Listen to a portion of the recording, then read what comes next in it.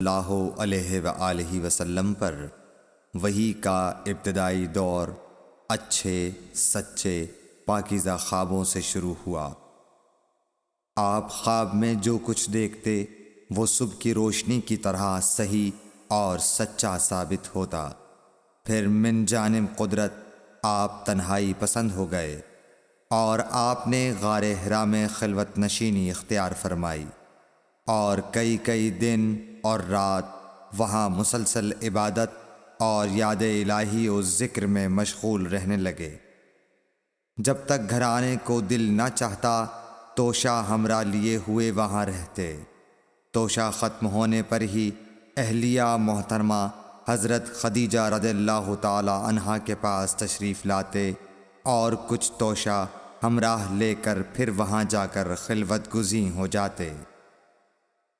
یہی طریقہ جاری رہا یہاں تک کہ آپ پر حق منکشف ہو گیا اور آپ غار حرا ہی میں قیام پذیر تھے کہ اچانک حضرت جبرائیل علیہ السلام آپ کے پاس حاضر ہوئے اور کہنے لگے کہ اے محمد پڑھو۔ آپ فرماتے ہیں کہ میں نے کہا کہ میں پڑھنا نہیں جانتا۔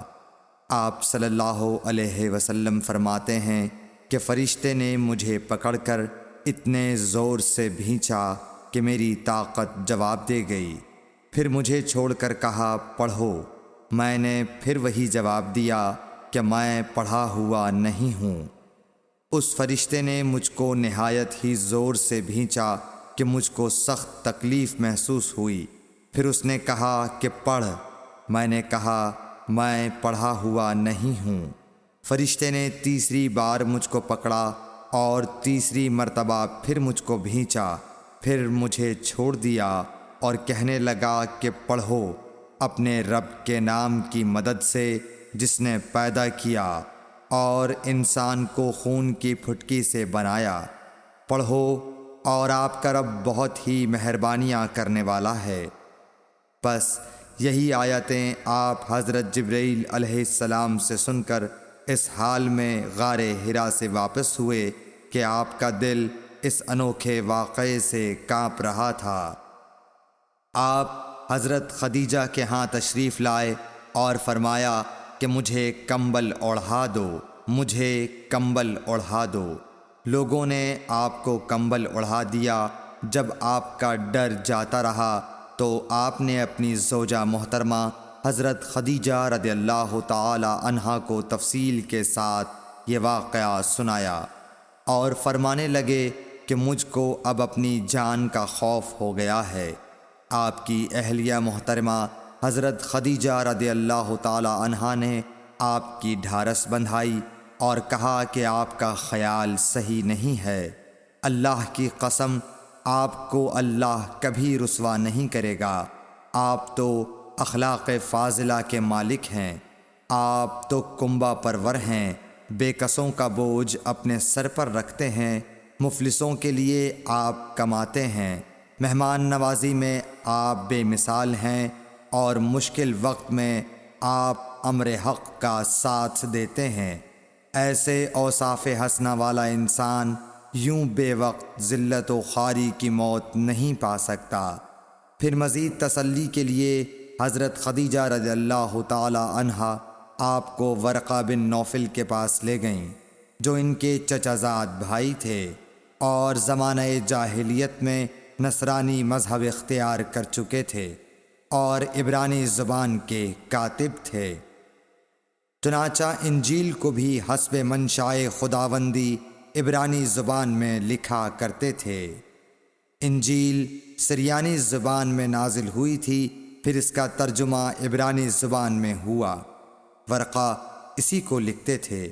وہ بہت بوڑھے ہو گئے تھے، یہاں تک کہ ان کی بینائی بھی رخصت ہو چکی تھی۔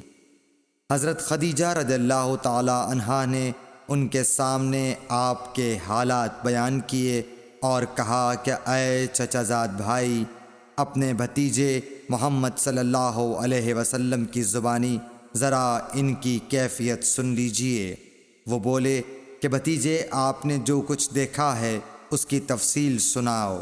چنانچہ آپ صلی اللہ علیہ وآلہ وسلم نے از اول تا آخر پورا واقعہ سنایا، جسے سن کر ورقہ بے اختیار ہو کر بول اٹھے کہ یہ تو وہی ناموس معزز رازدان فرشتہ ہے جسے اللہ نے حضرت موسیٰ علیہ السلام پر وحی دے کر بھیجا تھا۔ کاش میں آپ کے اس عہد نبوت کے شروع ہونے پر جواں عمر ہوتا، کاش میں اس وقت تک زندہ رہتا جب کہ آپ کی قوم آپ کو اس شہر سے نکال دے گی۔ رسول کریم صلی اللہ علیہ وآلہ وسلم نے یہ سن کر تعجب سے پوچھا کہ کیا وہ لوگ مجھ کو نکال دیں گے، حالانکہ میں تو ان میں صادق و امین و مقبول ہوں۔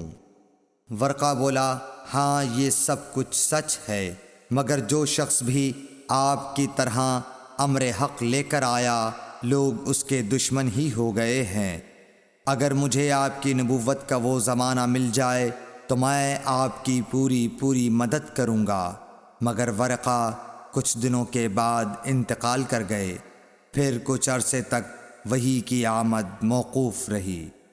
صحیح بخاری حدیث نمبر 3۔